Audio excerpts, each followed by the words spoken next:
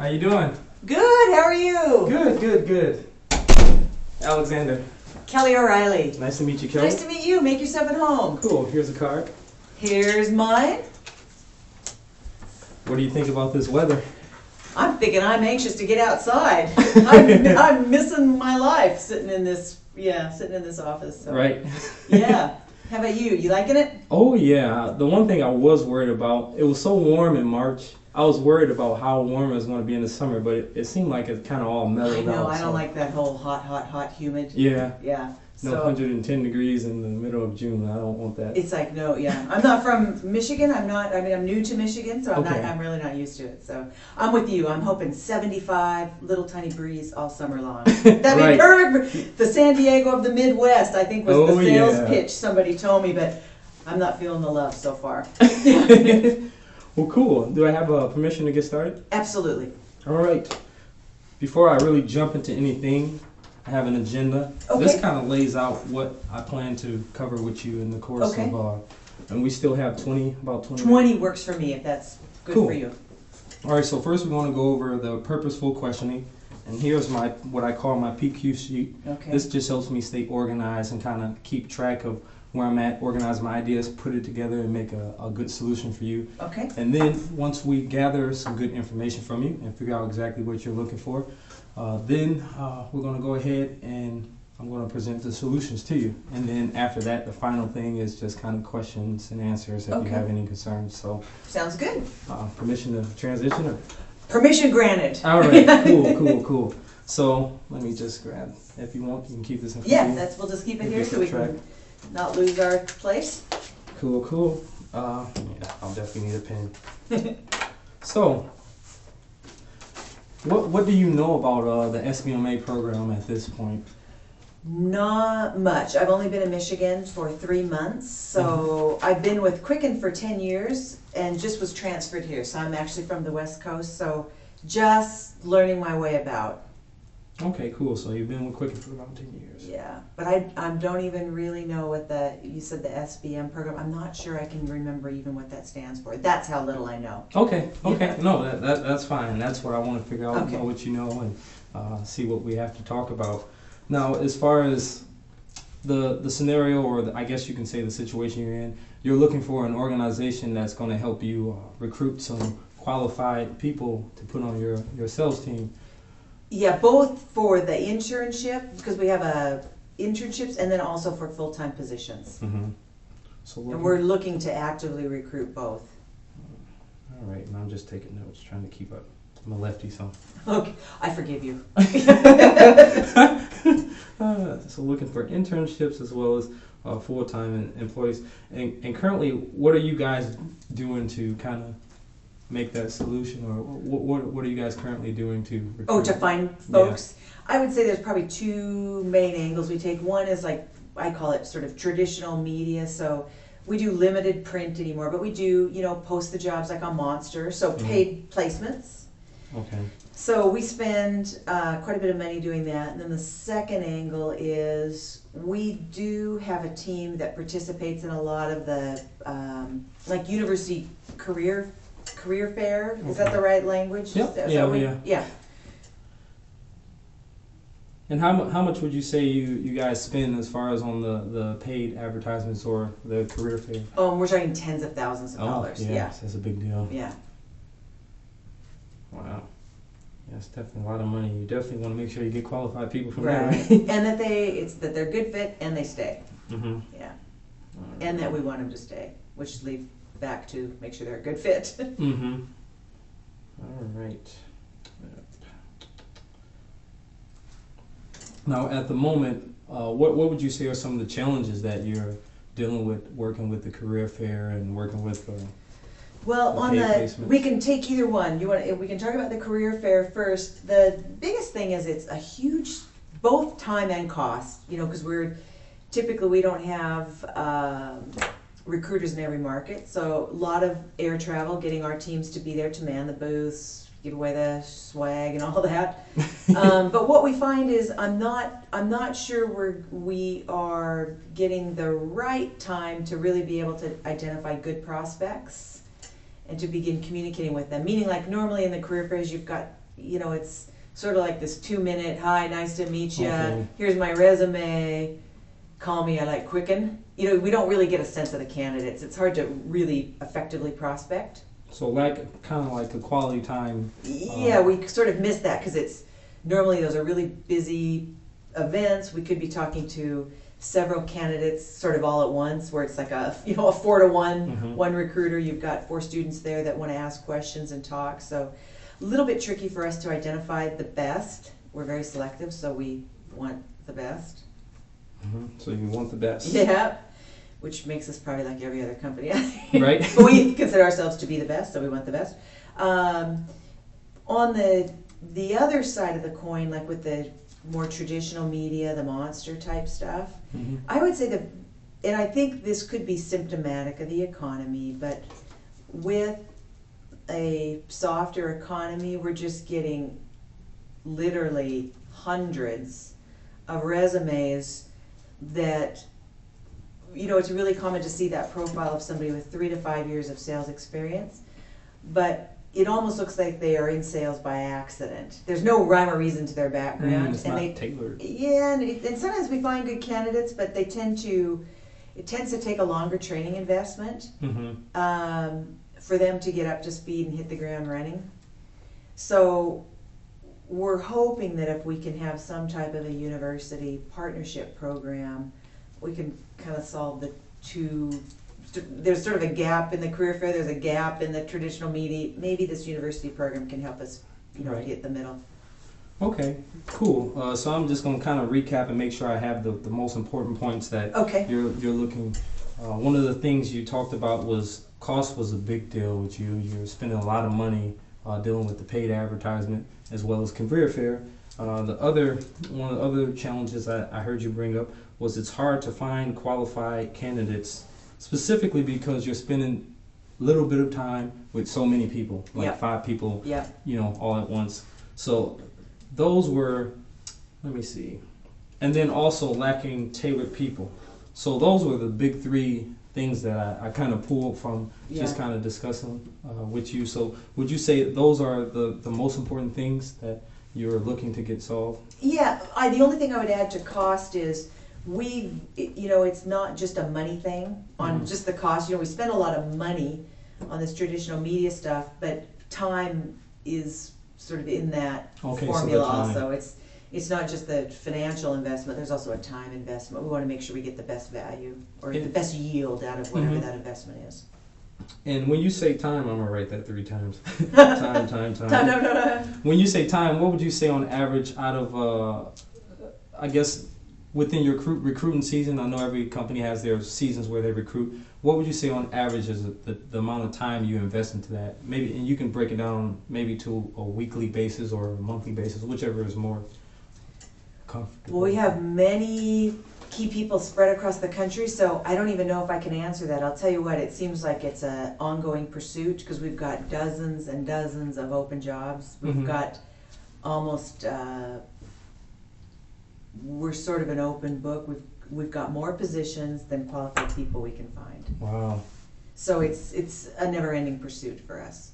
Now, I'm just say maybe a ballpark figure. What would you, if you were just to throw a number out there, would you say you maybe spend on average, maybe if you calculated a couple 20-30 hours a week, spread it around? I think it's significant. I think it's significantly more than that. I would say we have between 6 and 10 FTEs, full-time equivalents. So we've got 6 to 10 people. If you took their full-time job, all the hours they work in a year, that are solely devoted to recruitment. Okay, so yeah, there's is that what you're going for? That does. So it's gobs of time.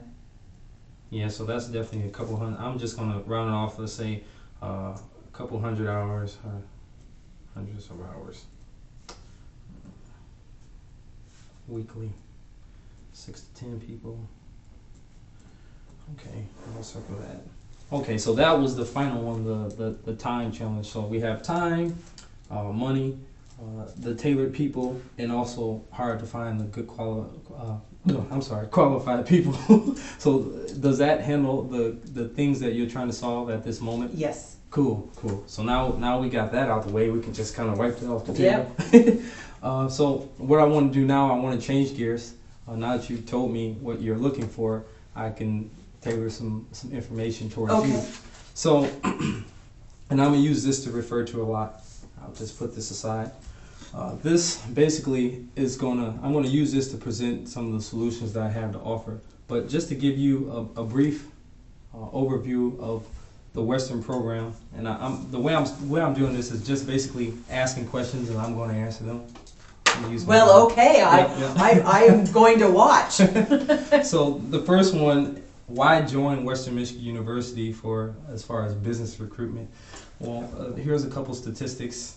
We're ranked top 3 schools in Michigan, and we're ranked the top 50 schools in the nation. And here's some literature to kind of back that up.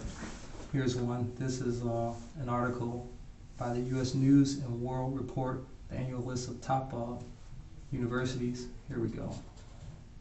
1 of 4 Michigan universities. And then here's another article as far as the sales and business marketing program. We're ranked right here by the Sales Education Foundation as being the top 50 programs in the nation. I didn't highlight that good, but but in a nutshell, basically what that means to you, coming aboard with us, the school generally, you're going to be dealing with, or you're going to put yourself in an environment and have that opportunity to network, work, and recruit some of the top professionals in the country, specifically tailored to what you're doing or what you're looking for as far as sales. Then now changing gears, we're going to talk about the SBMA recruitment, and this is the big deal, what you're trying to figure out a solution to that. So why join the SBMA recruitment team? Well, first of all, we have one of the top student organizations in the country, and what I mean by that, we're aligned with some of the top companies in the world, such as Stryker, Coca-Cola, Kellogg. Here's a couple of the companies. I couldn't list all 100, but nice. This is just. I recognize some of these names. Yeah. So they're all secondary to Quicken Loans. Right, and that's a good thing. Yeah. But what this means to you, it means that we know what we're doing and we're credible. Or else these companies would kind of shy away from us after giving us our trial period. So you've got lots of alum that work here. Is that what you're saying? A lot of your students have been recruited into jobs here. Yeah. Okay. And I should have put that logo on here. One of the companies that we work heavily with is Coyote Logistics. They constantly keep pulling some of our young graduates out of our program once they graduate to work for them because of the track record that we have as far as tailoring, our young professionals specifically for that sales. So. Yeah, these are some of the companies that we work with out of the 100 plus companies. Now, what I wanted to get into next, comparing this to thousands of dollars, I'm just going to throw a number out there. Let's say you spend $5,000. So, $5,000 right there. Well, for us, this is quite different. You're going to be looking at, for the whole year, $170. And that's the whole year. yeah, that's for the basic membership. And so that's the year, and then here we have for the semester. If you just want to try us out for a semester, it's $85. But I'm just going to take you through how that process works. Let's say you meet with one of the members, board members, which represent the SBMA organization. Right. You meet with them, you get qualified, and basically what that means is we want to work with reputable companies. We want to work with companies that have good ethics, and companies that are not about to go out of business tomorrow. Sure. Companies that that build a reputation, such as Coca-Cola and those. Right. So once we get through that process, then you register, you pay the $170 or $85, whichever one works best for you. Which compared to this, you're saving a whole lot of money. But then what we do, we figure out what works best for you, and some of your reps arrange a time where you guys can come in. And the room is next door. I know if you have time when we're finished with this meeting, we can check it out. If it seats well over 50 people. Okay. So we arrange a time with your representatives so they can come in. They get in front of the class and they get to present. So the company reps are presenting in front of the students. Yep. These same people that and this is a cool switching strategy. Some of these same people that you're spending a lot of money on to do this yearly, those could be the people that come in and, you know, present to the class something that they already do in front of over 50 people, and all of them get the message at once, instead of you like, okay, this is my spew, this is my spew, this is my spew, you know, trying to tell it to people in bits and pieces, but you get to tell the whole picture. So once that's done, I didn't tell you the time. It's on Thursday nights, 5:30 to 7:30. Sometimes it goes a little bit over, you know. Okay. After the presenters are done presenting, you know. So is it more than one like, are we the only company there, or there's more than one company there? There will be more companies. Let's say a typical night, I'll create a picture for you. A typical night will probably be, and I'm just making an example, let's say Pepsi, FedEx, and Stryker. Probably 3 companies. But this is very small compared to going to a career fair where it's going to be 20, 30 companies. Or 100, 200. Or 100, which, you know, there's only a few companies. And here's what you get to expect. You get to expect to have over 50 qualified professionals being able to listen attentively with no distractions, focus on what you have to offer. And after that presentation, you get the opportunity to network with them, kind of build a connection, qualify them, without all the clutter and the loud noise that you would deal with in a career fair. So also beyond that, if you like what you see, you know, with an individual you're talking with, you can, they're probably going to give you their resume, and you can hope if they're a self-respecting sales student. Right. Yeah. Most likely, and they will give you a resume, and you can set up an interview with them right on the spot, and plan that out. But what this pretty much means to you, it means that you get to not deal with the clutter. You get to present your full message the way you want to, because they're sitting in the seat, and you get to the opportunity to talk with qualified professionals. But one of the things that I did want to let you know about, and I think I always suggest companies to go with this, is the sponsorships. The cool thing about the sponsorships, although within this component, you get to meet for a couple hours in the professional setting, everybody's sitting down, paying close attention to you. Well, you have another opportunity to do like a sponsorship. Like, I'll give you an example. We had a wine tasting event that one of our companies decided to sponsor. The cool thing about this is you get to see how these people act the other side. How do they network? You get to see all those activities that you'll have to be managing eventually when they're in the company. Right. So you get to learn more about your future potential employees. You get to get that possibility to build relationships with them, connect with them. You know, maybe you guys might both like the Lakers. You know, you can find that out when you talk to them for maybe 10 or 15 minutes if you really like them. So you get the opportunity to meet more qualified people. They're all SBMA, sales and business marketing majors, so they're tailored specifically to what you want.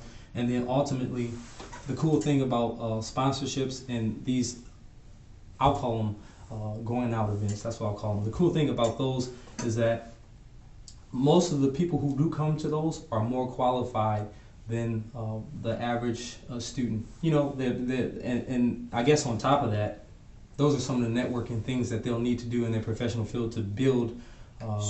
So you'll get to see that firsthand, being a part of those, you know, sponsorships. So just kind of to sum this up, we went over the price issue. You know, this is 170 or 85 versus, you know, spending. And but that doesn't, like, what are these sponsorships, like wine tasting? Do you have any feel for how much money an event like that was? Like, what are you looking at from companies for those sponsorships? That's a good question. It really depends. It really depends on how. It really depends on exactly what you're trying to do. But to be 100% sure about that, what I would do, I would go back and talk with my committee, and in the future, give you a price quote depending on where we want to have the venue. And I guess you get to play you get to play an important role in where we're going to have the sponsorship. If it's something that's probably more convenient for you and it's more within your budget, then we get to discuss that, and we get to come to an agreement. So it's not like we're going to tell you, oh, you have it's to fixed. You have choice A, B, or C. Yeah, Okay. yeah. So well, if you could maybe just do some follow-up and give me not even necessarily the cost for what you've done in the past, but if there's some opportunities you've been thinking about doing, looking for sponsors, we might be interested in looking at. yeah, that would be great. That would definitely be great. Just to kind of recap what we were going over, we dealt with the money issue. Like, this is a little lower than $5,000, and also we talked about how the SBMA, the sales and business marketing, is specifically tailored towards what you're looking for. You're looking for sales people, professional sales people specifically, and then also the time issue. The cool thing about this right here is 5:30 to 7:30, and you know, that's the general time it will take to do an event like the SBMA meetings that we have on Thursday. And after that, you're done, versus, you know, dealing with standing in a career fair for 10 or 12 hours. So we went over that. That's another benefit of going with the SBMA versus, you know, dealing with a career fair, or going to, you know, doing paid advertisement or anything like that. And then also, we covered the hard to identify good candidates. You'll be in a setting where it's more relaxed. You get to talk more personal with them, and you know, you get to connect and see if it's something that you would want to, you know, make a future relationship with. Okay. So we covered those, with all those questions and concerns handled. Is there anything else, or any questions or concerns that you have? I don't think so at this time. Okay, cool. Let's go ahead and get you aboard. So for the employer night, yeah, you can sign us up for that, and then follow up on information on sponsorships. Yep. In fact, what we can do, we'll sign you up for that now. And what I can do, I can put together a proposal. Okay. And for the sponsorship, and that way, you know, we'll start at our I guess a basic ground, and we'll figure out what works best for you, and we'll take it from there. Sounds good. There you go. Okay. Thank you. Thank you. Thanks for coming in, Alex. No problem. And I'll walk you out, because I think just with the time we might have got locked up. Yep.